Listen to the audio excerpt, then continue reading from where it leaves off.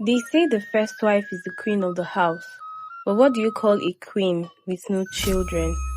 This is the story of a woman named Neka, loved by her husband but mocked by the laughter of children.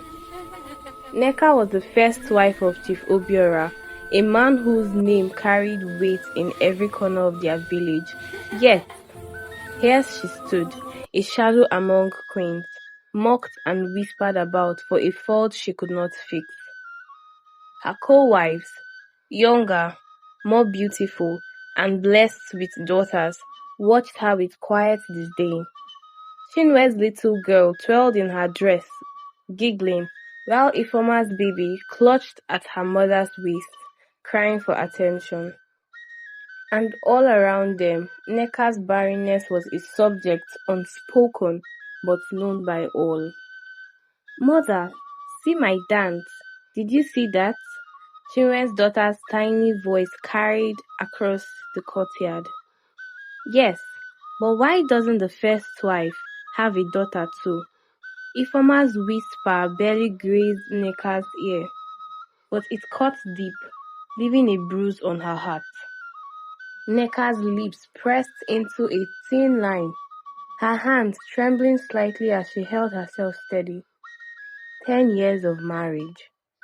10 years of trying, praying, and hoping for a child, and every day she had been reminded that she was incomplete, that she was less than her co-wives.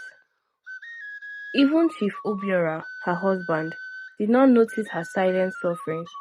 He knelt with Chinwe's daughter, laughing, praising, playing, and while his laughter filled the air like sunshine, for Nneka it was a storm of despair. She had once believed that being the first wife would make her powerful, respected, but power meant nothing without children, and respect could not fill the hollow ache in her womb. She was trapped in a gilded cage, adorned in silks and gold, yet lonely and mocked. That evening, the annual festival of the village arrived. Women and children filled the compound's grand hall, celebrating life, laughter, and lineage. Nneka watched as Chinwe's daughter performed the dance, spinning so gracefully that all eyes were on her. "Our little princess," Chinwe said loudly, placing a hand on the child's head. "See, Nneka. This is the joy of children. This is what a first wife without children would never know." The words, sharp and cruel, cut through Nneka like a blade.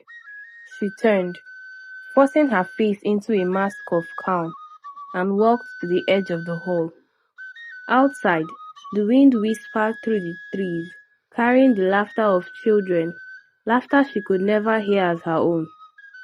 Later, when the courtyard had emptied and the co-wives retired to their rooms, Nneka knelt by her bed, tears streaking her face. "God, why me?" she whispered, her voice breaking. "Why give me everything except the one thing I prayed for?"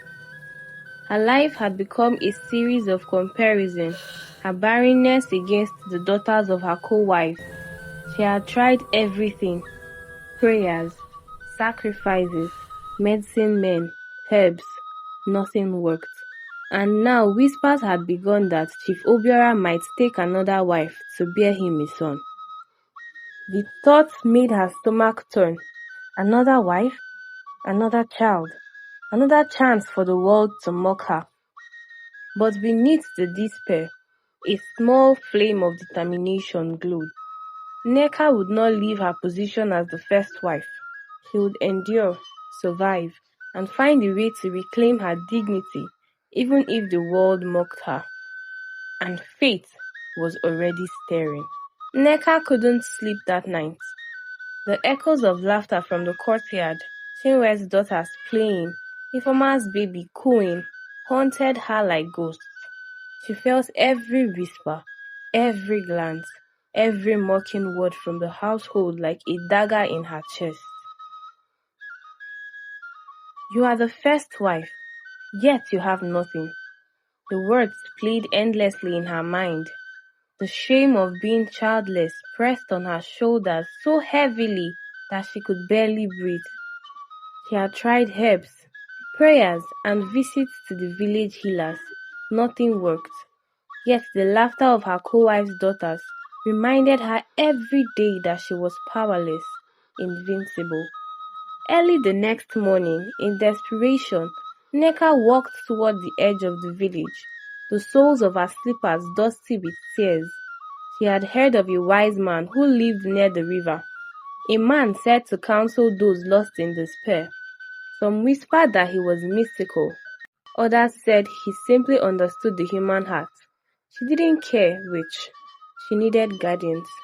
The old man's hut appeared small and unassuming, but there was a weight in the air that made her stop. When she stepped inside, she looked at her, eyes piercing, and spoke softly. "You came," he said, his voice calm but edged with authority. I heard you can help women like me," Nneka stammered, glancing around nervously. "You come seeking a child." Nneka nodded, her throat tight.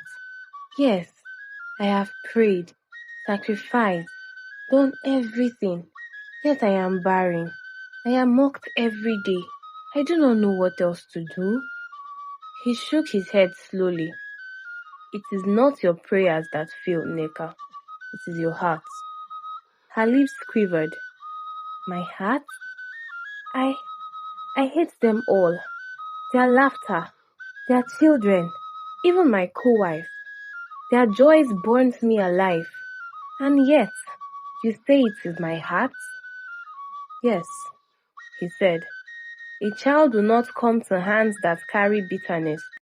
You have mocked others, laughed at those weaker than you, and turned your heart away from kindness. Before life can bless you, you must show humility and compassion." Nneka's stomach twisted. She thought of the day she mocked a poor girl selling vegetables, of the laughter she had shared at someone else's misfortune. She had never apologized, never considered the power of her own cruelty. "You must go to her," the old man said. "Apologize. Then you must open your heart to the children around you. Care for them, play with them, laugh with them. Only then will life listen." The walk back to the village was agonizing. Her pride screamed at her. How can I kneel and apologize to someone I once mocked? How can I touch children I once despised? But beneath the shame, a small ember of hope flickered. She would do this. She had to. She found the woman at the market, her daughter clinging to her side. Nneka's knees trembled as she stepped forward. "I'm so sorry for what happened. Please forgive me." I appreciate your apology. Let's move forward. "I'm so sorry for any trouble I've caused. Please forgive me." The woman's eyes softened. "I forgive you, Nneka. It takes courage to admit wrongdoing. That alone speaks of change." Nneka felt something shift inside her, a strange heavy lightness that made her chest ache. Back at the compound, the real challenge awaited. Chinwe's daughters ran past her, laughing and shrieking, and Nneka felt the old familiar pang of envy. But she took a deep breath, knelt down, and offered them her hand. "May I play too?" she asked.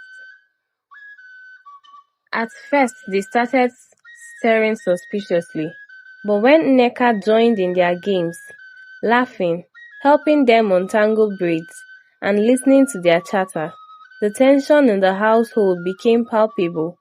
The co-wives watched, mouths agape. Some whispered, "The first wife? Playing with the children?" Others, like Ifeoma, scowled, sensing the shift. The transformation was not immediate. Nneka struggled every day against the shame that clawed at her chest, the shame that clawed at her heart. Every giggle from the children reminded her of the years she had lost. Yet, slowly, something remarkable happened. The children warmed to her, the co-wives softened, and even Chief Obiora noticed the change. She was no longer a shadow in the household. She was part of its life. Weeks passed, and one morning, Nneka woke to a strange warmth in her chest. She brushed it off as a fleeting feeling, but days later, the signs became undeniable. Nneka was pregnant. The household erupted with whispers. Some congratulated her quietly, others gossiped, unsure what had changed. Chinwe, who had mocked her so mercilessly, now regarded her with cautious respect. Even the children sensed the change in their first wife. The quiet power of a heart transformed. Sitting by the fire that night, Nneka rested her hands on her belly and whispered, "You are proof that kindness and humility can open even the most closed heart. You will know love, joy and laughter, not shame or ridicule." Outside, the moon cast silver light over the compound, reflecting a woman who had endured pain, faced shame, and emerged stronger. Not through magic, but through courage, humility, and love. Nneka's journey had only just begun, but already her life, and the life inside her, was a testament to the power of a changed heart. The compound was never quiet, but for the first time, Nneka felt the air shift.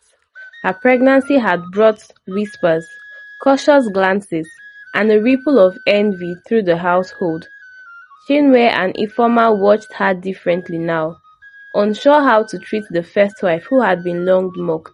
Even Chief Obiora, once distant, noticed her changed demeanor, the way she moved, the softness in her voice, the warmth in her eyes. It was on a Thursday afternoon when the tension finally snapped. Chinwe's daughter had spilled a bowl of soup while chasing her younger sister, and the girls' wails echoed through the courtyard. Chinwe, frustrated, lashed out at her daughter. Nneka, seeing the fear in the child's eyes, stepped forward gently. "Let her be," Nneka said softly. Her eyes was calm, but carried a firmness that drew every eye. "She is learning. You cannot shame her for being small." Chinwe's face flushed with anger. "And what do you know, first wife? You have never raised a child of your own. You have no right to speak." Nneka swallowed the pain her words caused. For a decade, she had lived under the kind of humiliation. But she had changed. She did not respond with anger. Instead, she knelt beside the child, smoothing her hair, whispering encouragement. "See? See. It's all right. You will learn. We all make mistakes." Something shifted in the courtyard. The children stopped crying. The co-wife's voice fell silent. And even the elders watching from the veranda leaned forward, surprised by Nneka's quiet authority. Later that evening, when the household had settled, Ifeoma confronted her in private. You think you are clever, don't you?" Ifeoma's voice was low, almost trembling. "Playing with the children, winning their loyalty. What are you trying to prove?" "I am not trying to prove anything," Nneka said calmly. "I am only doing what I should have done years ago, treating others with kindness. That includes the children you flaunted before me. That includes everyone I once wronged." Ifeoma's eyes narrowed, but something in her softened. Perhaps she recognized the change in Nneka, the strength in her humility. She said nothing more. Days turned into weeks, and Nneka's pregnancy progressed.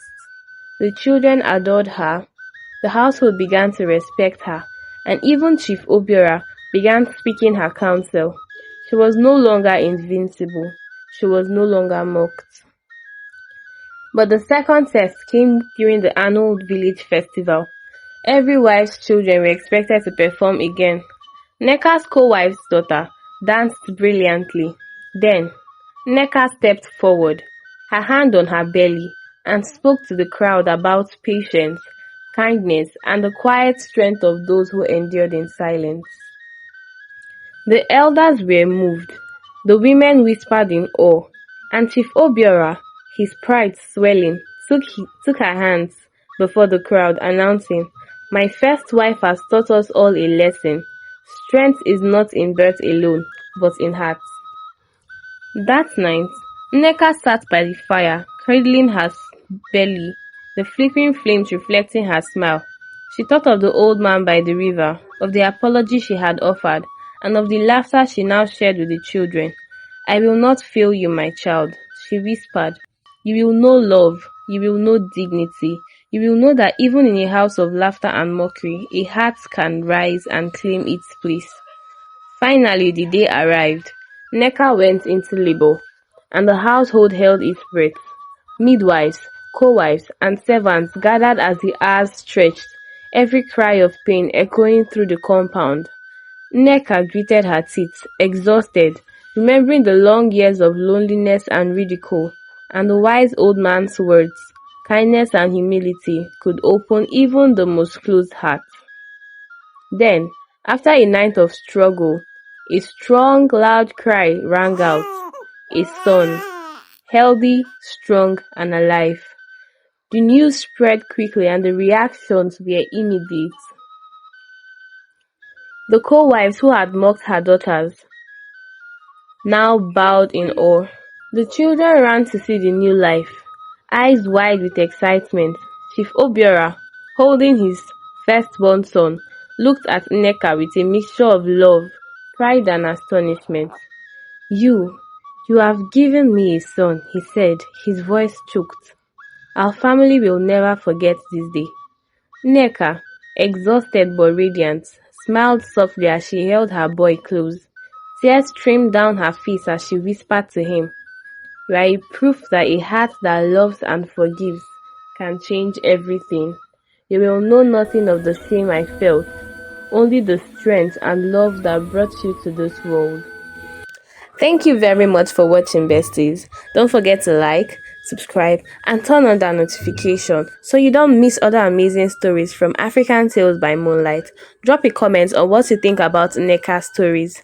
Until the next tale, besties. Love you. Mwah.